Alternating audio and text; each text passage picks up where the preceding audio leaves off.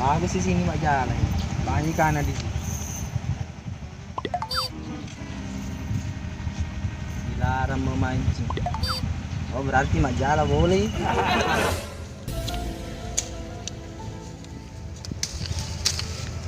Be meto na capur balik lah tu ya. Tanya balikan dia tu balik salo. Ya balik na. Bismillah. Ya kenal ke tu.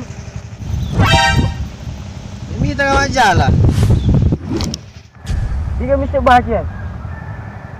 Agak baca ni, agak baca. Nah, tiga mesti baca. Dilarang memancing. Dilarang memancing. Berarti mak jala boleh. Kena mancing katanya jala. Kita tulis mak dong makia. Tapi pada toma balik toma nuala. Dia tu memancing tapi nu jala balik. Balik. Nu jala balik. Tapi kalau jala. No.